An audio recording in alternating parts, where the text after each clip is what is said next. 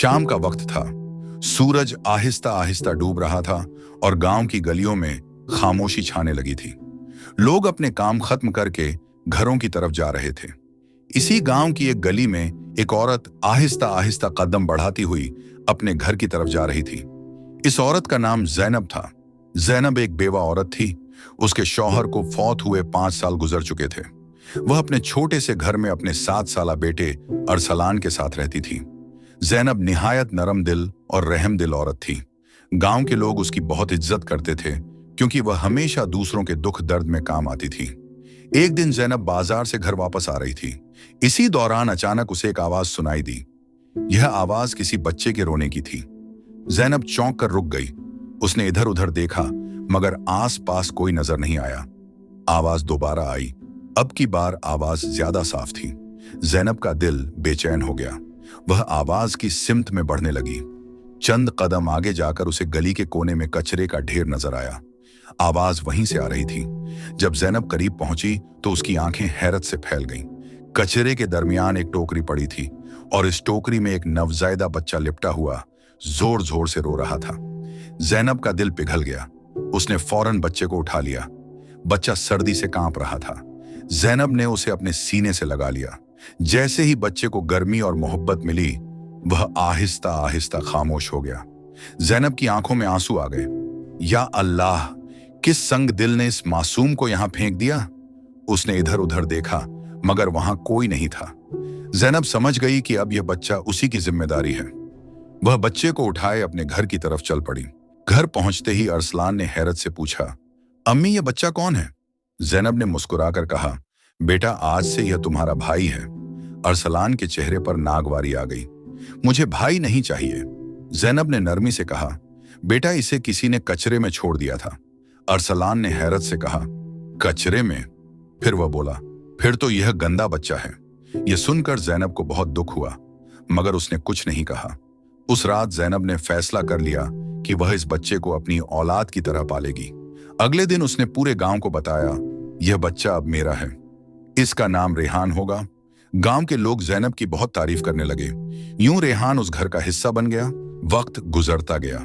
अरसलान और रेहान एक साथ बड़े होने लगे मगर अरसलान के दिल में रेहान के लिए नफरत थी। वह अक्सर उसे तंग करता। कभी उसे धक्का देता, कभी कहता, तुम कचरे से मिले हो। रेहान यह सुनकर खामोश हो जाता। एक दिन रेहान रोता हुआ जैनब के पास आया। अम्मी क्या मैं आपका बेटा नहीं हूं? जैनब का दिल टूट गया। उसने फौरन उसे गले लगा लिया। बेटा तुम मेरे दिल का टुकड़ा हो। तुम अल्लाह का दिया हुआ तोहफा हो। रेहान को सुकून मिल गया। साल गुजरते गए। दोनों जवान हो गए। अरसलान ने शहर जाकर पढ़ाई करने की जिद की। जैनब ने अपनी जमीन बेचकर उसे शहर भेज दिया। दूसरी तरफ रेहान गांव में रहकर जमीनों की देखभाल करने लगा। वह दिन रात मेहनत करता और हर महीने अरसलान को पैसे भेजता। जैनब अक्सर दुआ करती, या अल्लाह मेरे बेटों को खुश रख, मगर किस्मत कुछ और लिख चुकी थी। चंद साल बाद अरसलान शहर से वापस आया।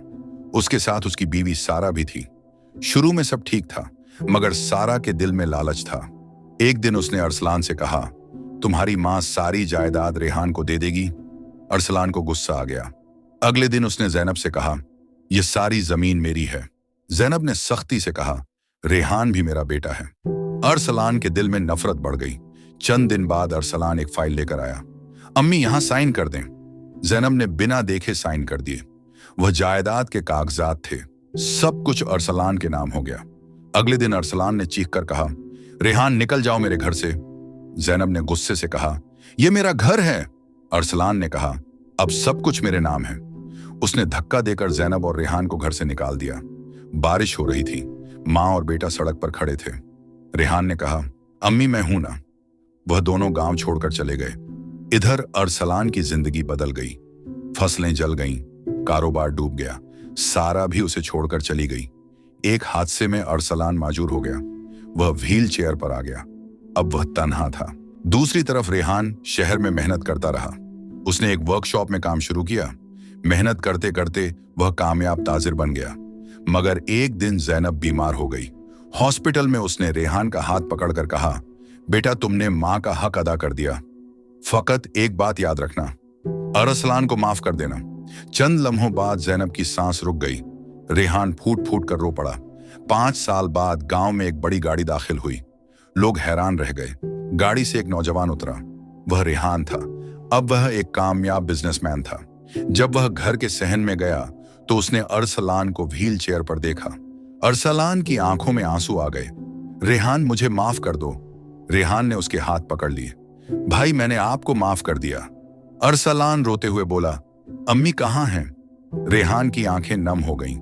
अम्मी अब इस दुनिया में नहीं हैं, मगर उन्होंने आपको माफ कर दिया था। अरसलान फूट फूट कर रो पड़ा। रेहान ने कहा, चलें भाई, मैं आपका इलाज करवाऊंगा। उस दिन गांव वालों ने देखा, वह लड़का जो कभी कचरे में मिला था आज एक बड़ा इंसान बन चुका था, और वह अपने उसी भाई को सहारा दे रहा था जिसने उसे कभी अपना भाई नहीं माना था। इस कहानी का सबक यह है, रिश्ते खून से नहीं बल्कि मोहब्बत से बनते हैं, और माँ की दुआ इंसान की तकदीर बदल देती है। अगर ये कहानी आपको अच्छी लगी तो चैनल को लाइक और सब्सक्राइब जरूर करें।